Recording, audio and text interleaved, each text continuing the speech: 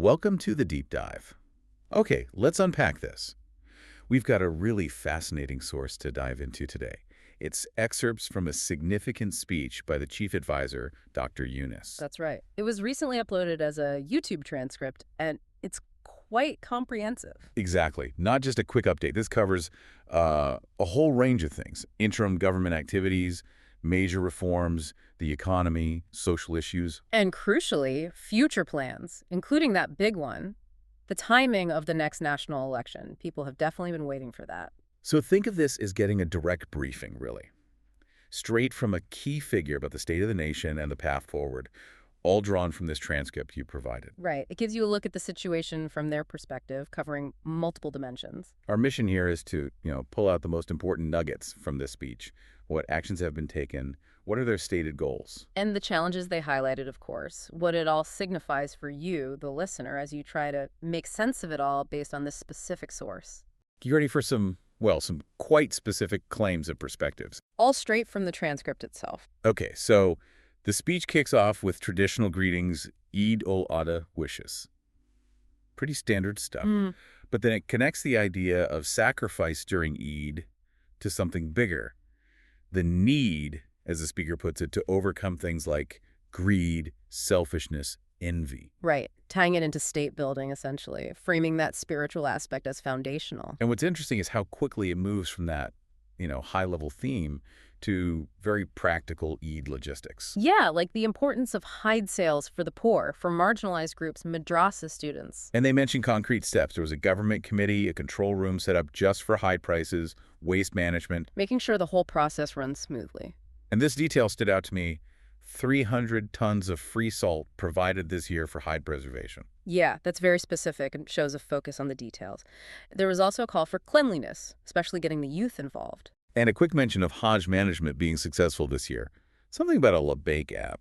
And no reports of irregularities or people unable to travel who'd paid. That was the claim. Okay, so moving away from the immediate Eid focus, the speech shifts to longer-term things like citizen services, market stability, stuff that affects people every day. They talked about efforts to stabilize market prices, saying they learned lessons from the last Eid al-Fitr.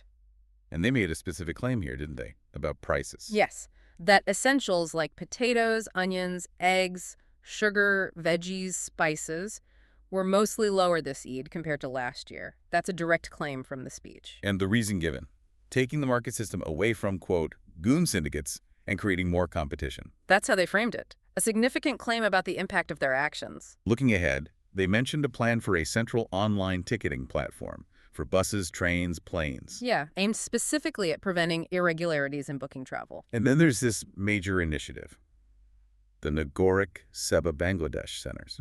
Right, these one-stop shops for government services. NID cards, passports, licenses, police reports, tax filing. Everything in one place. And the approach is interesting. The speech says they're being set up privately by trained young entrepreneurs starting in Dhaka. And the goal, explicitly stated, is zero-budget implementation, using existing resources. The aim is to bring all ministry services under this eventually. That's ambitious. And they highlighted one specific goal that sounds quite powerful: getting a birth registration certificate at the moment of birth. Ah, okay. Framing it as the first step of state recognition, cutting out the need to chase different offices or, deal with middlemen, tackling a common frustration head-on. That would be a big change. And they're looking at something similar for expatriates, too. Yes. Planning similar private initiative service centers abroad for things like passport renewals, NID collection, services expats often struggle to access. The speech asserts these tasks were made difficult before, but they're committed to getting them done during the interim period. Needs cooperation from officials, though. That qualifier was in there, yes. Okay, let's shift gears. The economy. The speech spent a lot of time here. It did, and the description of the situation when they took charge was stark. How so? Called it horrific. Worse than a war-ravaged economy was the phrase used, and they attributed it to 16 years of unrestrained looting. Very strong language. Wow. Okay. And following that assessment? The claim is that financial institutions, banks included, are now stable. public deposits are safe, that most economic indicators are positive now. And that this positive trend is attracting foreign investors. Right. And here's where it got really interesting, I thought. Go on. The speaker claimed the previous government stopped foreign businesses from repatriating their income. Why? Fear of reserves depleting. And they're saying that's resolved now. Yes, that issue is resolved, and crucially, the speech asserts foreign exchange reserves are now positive. Okay, that's a major claim. What about the budget for this fiscal year? Described as truly pro-people and significantly claimed to be smaller than the previous year's budget. Smaller. That's unusual. First time in history, according to the speech. Framed as a deliberate shift away from just growth-centric policies. Towards holistic development, focusing on people, not just, big infrastructure projects. Got it. Anything else on the positive side? Increased export earnings linked to better monitoring. A significant jump in remittances, praising expatriates as remittance fighters. That's quite a term. It is, and strong steps reportedly taken against money laundering since the fall of what they called the autocratic government. And they said pressure on foreign reserves eased because they're paying off old import debts. That was the connection made, yes. Repaying old liabilities. Now, there was a major structural reform mentioned, the NBR. Yes, the National Revenue Board, the main tax body. Dissolved. Replaced with what? 2 independent divisions under the Finance Ministry. One for revenue policy, one for revenue management. And the stated reason for this big shakeup? According to the speech, reduce corruption, boost efficiency, get rid of conflicts of interest that existed in the single body, and widen the tax base. So a fundamental change to tax collection. Presented as just one example. They claimed over 1,000 reform and development initiatives across 54 ministries recently. 1,000. That was the number given. And 129 urgent recommendations from various reform commissions already implemented based on a May report. They gave some specific examples of these reforms, right? Like in law and justice? Yes, 33 important recommendations implemented there. The International Crimes Tribunal Act 1973 amended or restructured. Why? Stated goal was aligning it with international standards. Okay. And something about appointing judges. Big one. Wow. The Supreme Court Judge Appointment Ordinance 2025 enacted allows judge appointments through public notification for the first time ever. That seems significant. It does. And amendments to the Civil Procedure Code, the practical impact claimed, cutting case resolution time in half. Half, wow. And eliminating the need for plaintiffs to show up in court every single day. That affects people directly involved in cases. It sounds like they're targeting real bottlenecks in the legal system. Yeah. What was that about renaming things? Yes. A claim that names of over 100 institutions, cantonments, air bases, bridges, roads, schools, hospitals named after family members of the fugitive prime minister have been changed. Okay. Other legal reforms mentioned? Amendments to the Women and Children Repression Prevention Act. Changes to power of attorney rules for expats, making it simpler, apparently. Can use an old passport with a no visa required sticker or even a birth certificate now. And looking ahead in law. A plan to massively expand legal aid. The target is ambitious. Boost case disposal from $35,000 a year to $200,000. $200,000. That's the goal stated. And a system to drop cases quickly within 48 hours if there's no basis found against the accused. Right. The speech also went back and talking about past issues, didn't it? Corruption. Yes, addressing what the speaker called past misrule, claimed extensive looting over 16 years under the previous government, specifically calling mega projects actually mega robbery projects. Strong words again.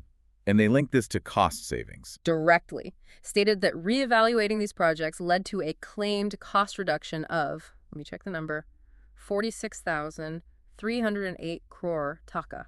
That sounds like a huge amount. It is, just in 5 divisions: road transport, bridge, railways, power, and energy. That's over $4.6 billion US dollars, roughly. And what did they say happened with that saved money? According to the speech, used to clear outstanding energy sector debts and pay foreign debt.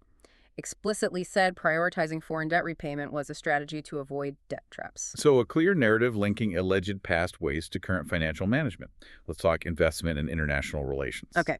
Emphasis on boosting domestic investment, creating jobs. Said they have support from political parties and the public for this. Any specifics on improving the investment climate? 30 key reforms prioritized, 18 already done. Connecting local and foreign businesses. They gave a figure for recent foreign investment, too. Which was? $756 million US dollars, about 247 crore taka net foreign investment between October and March. And they mentioned that investment summit. Bangladesh Investment Summit 2025, yes. Had sector-specific sessions and, interestingly, separate arrangements for foreign investors and political parties. Why separate? The reason given was to ensure future government commitment no matter who wins the next election, building confidence. Makes sense. What about international visits? China was mentioned. Yes, recent visit by the Chinese Commerce Minister with a big delegation, 100 companies, 150 investors. The speech expressed anticipation of large-scale Chinese investment soon. And the chief advisor's own trips. To China, Qatar, Japan, discussions on economic potential, trade, investment. A specific focus mentioned was overseas employment for Bangladeshis. Definitely. And talks with Qatar about maybe setting up a special economic zone just for Qatari investors in Bangladesh. And that detail about Qatar charity. Yes. Requesting their help with tech and foreign language education for madrasa students. An interesting side note. The Japan visit seemed quite productive based on the speech. It did. A $1 billion loan for budget support in railways. 3 bilateral agreements, 6 MAUs sign on economic cooperation, investment, etc. And specifically about workers going to Japan. Critically, yes. 2 MAUs focused on upskilling the workforce and getting them jobs in Japan, because Japan needs workers. Was it a number? A very specific target. Yeah. Send 100,000 workers to Japan over the next 5 years, with plans for more after that. Okay, 100,000. That's significant. Now, there was a whole section on ports, particularly Chittagong. Seemed quite important to the speaker. Very much so. It started with this framing: Bangladesh should have been an economic powerhouse post-independence, but isn't yet. The goal: make Bangladesh the economic hub of South Asia. And ports are key to that. Absolutely. Increasing port capacity alongside improving investment, seen as essential to fix unemployment and the economy. That was the argument. But there were concerns mentioned about foreign involvement. Yes. The speaker directly addressed what they called propaganda about giving Chittagong port to foreigners, called the port the heartbeat of the economy. But Claimed it's currently very wet, needs to be big, strong, and robust, and that requires expert help. which experts? They mentioned engaging top port management companies from all over Europe, Canada, Australia, China, South Korea, India, Pakistan, Turkey, Middle East, Africa, stated their job is port management. And the reason for bringing them in? Explicitly. To learn from them, fast. And here comes a really bold prediction. Okay.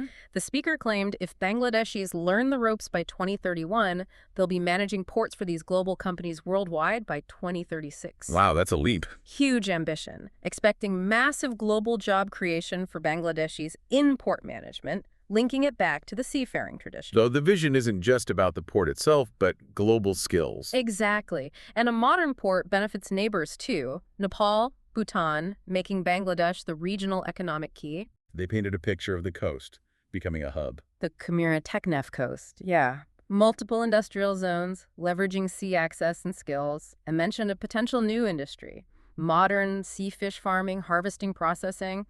Said they're talking to other nations about it, getting good responses. But back to the foreign managers, how did the speech address sovereignty concerns?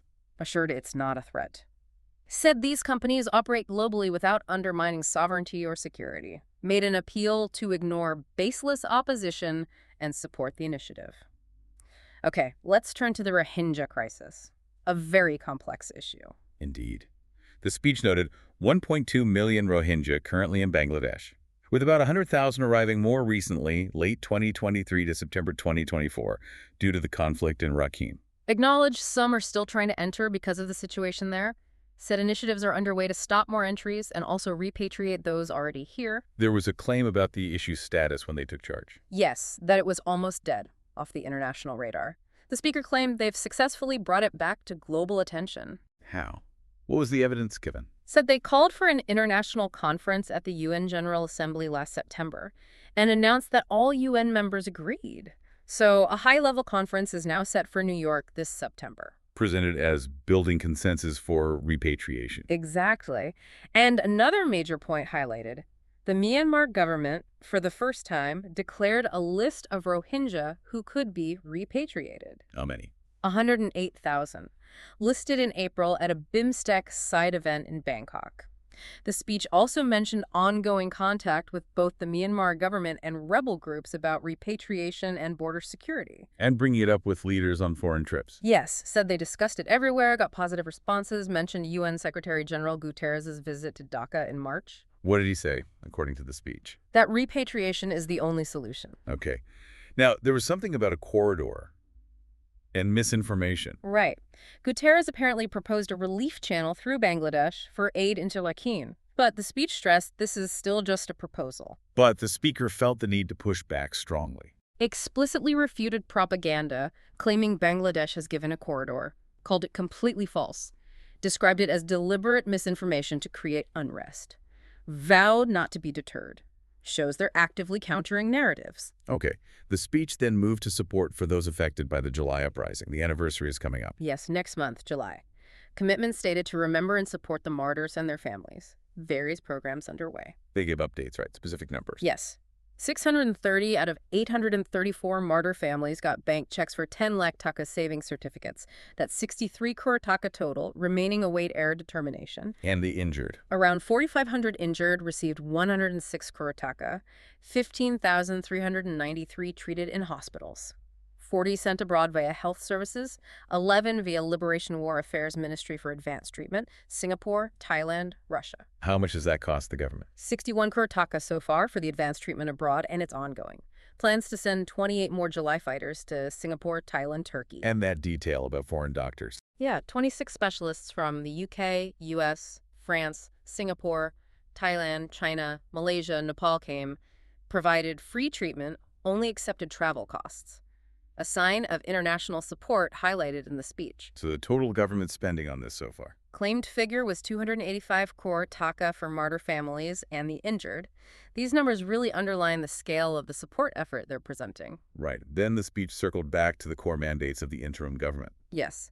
Framed as the 3 essential tasks needed to rebuild from the rubble left by the fallen fascist and its collaborators, as the speaker termed it. And those 3 are, remind us. 1. Visible action on justice and accountability. 2.